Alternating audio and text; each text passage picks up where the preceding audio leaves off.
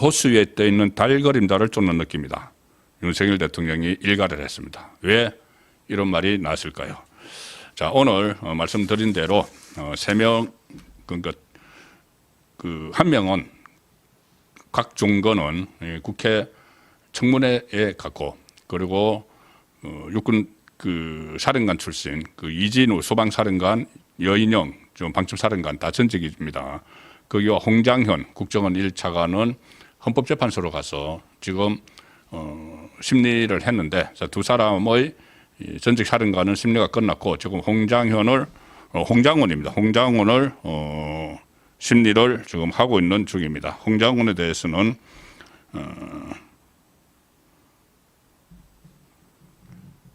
또 이런저런 이야기를 하고 있는데, 윤석열 대통령과 계엄 당시 두 차례 통화했다. 싹 다 잡아들이라고 했다. 그런데 뭘 잡아들이는지 목적어는 없었다. 자, 좀 말이 좀 이상하죠. 지금 윤석열 대통령에게 뭘 잡아들이는지 묻기는 어려웠다. 또 이렇게 이야기를 합니다. 그래서 홍장원의 이야기는 지금 계속 진행이 되고 있고, 지금 심리가 끝난 이진우, 여인영 이 사람들을 보면은 까지의 꼬리를 내리거나 아니면 책임을 전가하는 지금 그런 모습을 보였습니다. 일단 이진우 이 검찰 조사와 이진우 수도방위사령부입니다. 그때 소방사 병력이 국회 외곽을 막았었다 이런 이야기가 있죠. 이진우는 검찰 조사나 국회 긴급 현안 질문 여기서 윤석열 대통령과 계엄 당시에 3번을 통화를 했는데 국회에 있는 사람들을 끌어내라는 지시를 받았다. 이렇게 또 이야기를 해서 그게 막 보도가 되고, 이것을 근거로 해서 국회에 있는 사람 끌어내라. 그러면 국회의원들 끌어내라. 그러면 이 해제 결의를, 계엄 해제 결의를 의결을 하지 못하도록 한 것 아닌가. 그래서 국헌문란이다. 이런 이야기를 하죠. 자, 그런데 이진우가 오늘은 답변을 하지 않았습니다. 민주당이 이 질문을 했는데 답변이 제한됩니다. 제가 지금 다른 형사 재판도 받고 있기 때문에 답변을 할 수가 없다. 답변을 안 했습니다. 지금 어떤 검찰 조사에서는 이제 윤석열 대통령과 통화한 내용을 이야기를 했는데 오늘은 침묵을 했습니다. 자, 침묵을 하면서 또 다른 부분에 대해서는 지금까지 보도된 것과 좀 다른 이야기들도 많이 했습니다. 오늘 이진우 전 소방사령관은 그러니까 국회 쪽 질의, 그러니까 민주당의 정청래가 이끄는 소추단이죠. 그 질의에는 대부분 답변을 거부를 했습니다.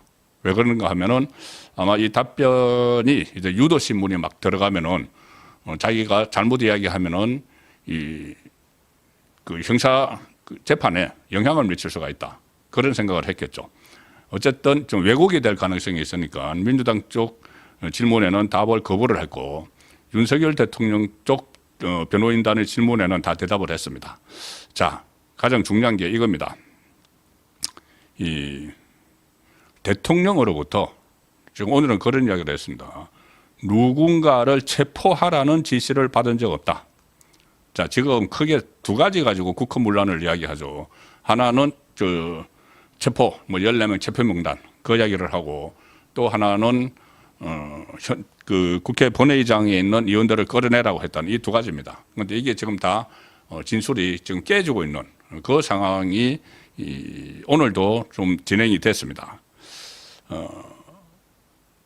대통령으로부터 누군가를 체포하라는 지시를 받은 적 없다 이렇게 이야기를 했고, 또 이런 말을 합니다. 제 기억과 제3자 진술에 다른 것이 많다.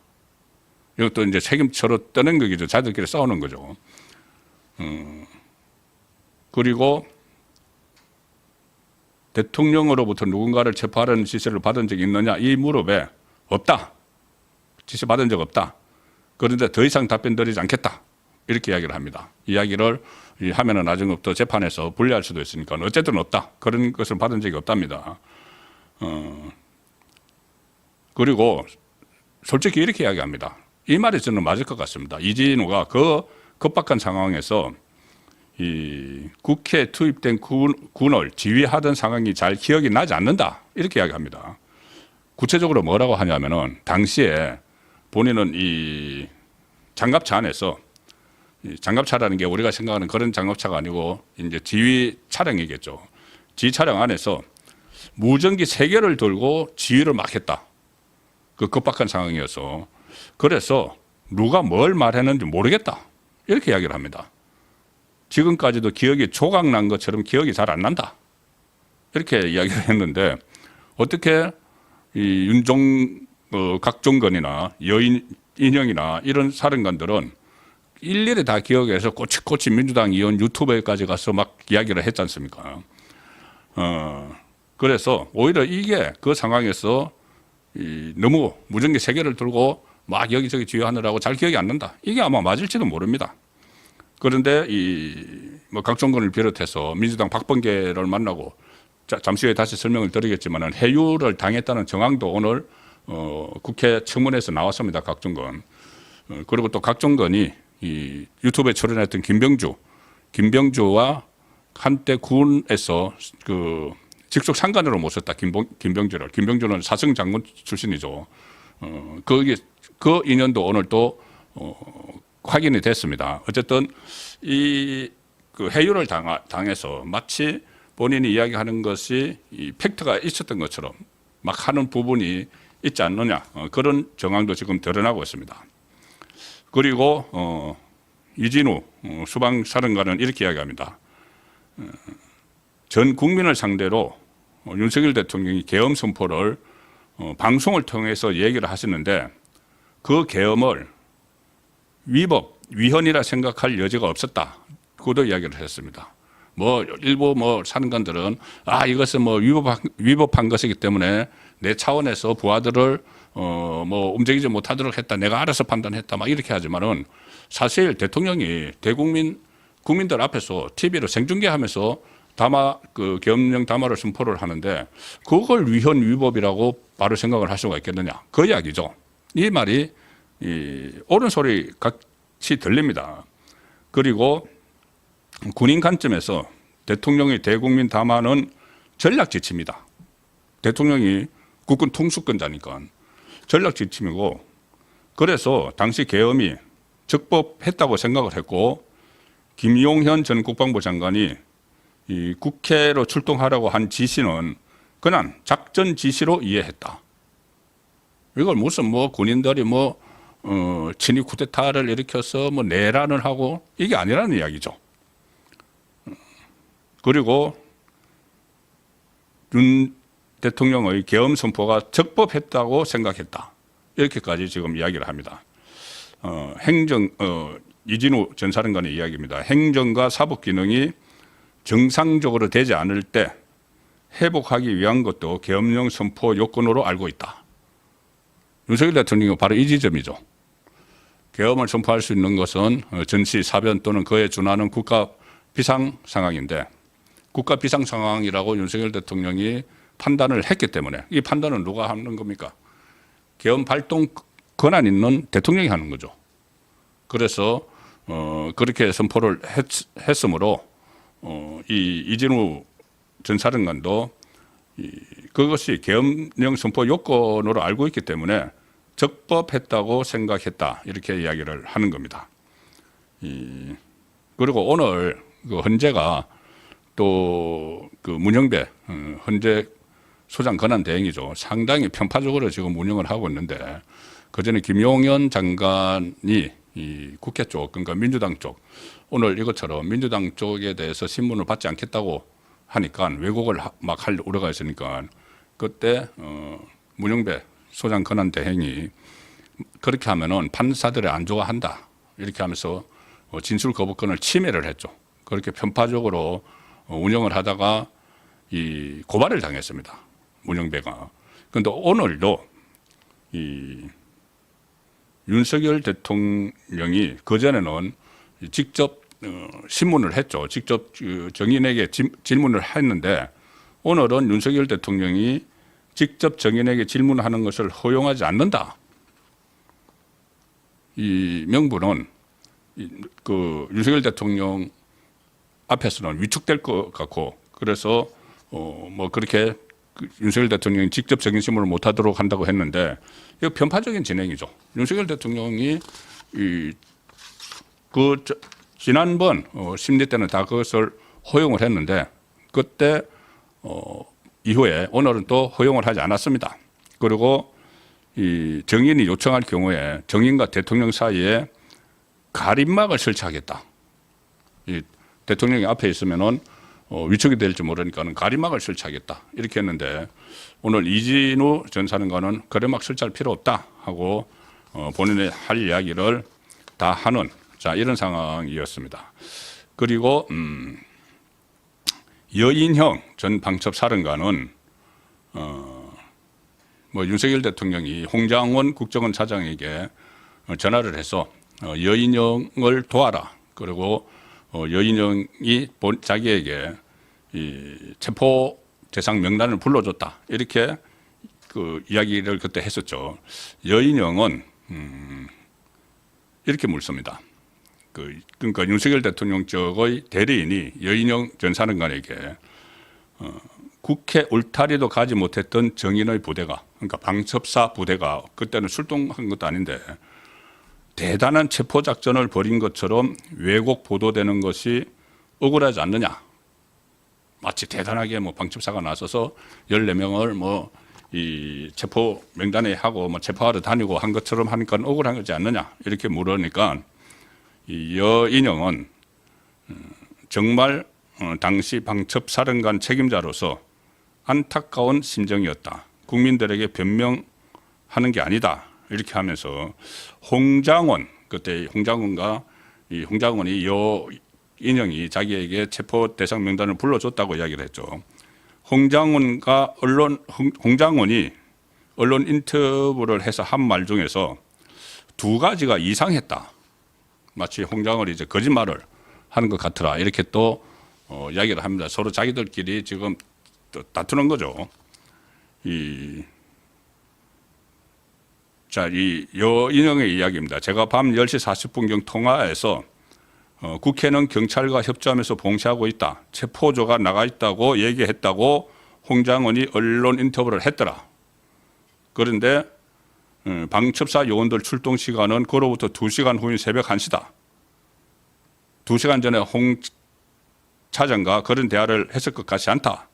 이 홍장원이 거짓말을 하고 있다는 그런 이야기들도 지금 계속 나오고 있습니다. 홍장원은 지금 계속 진술을 하고 있는데 뭔가 또 이 내용을 말하고 있겠죠. 말하고 있을 텐데 그 전에도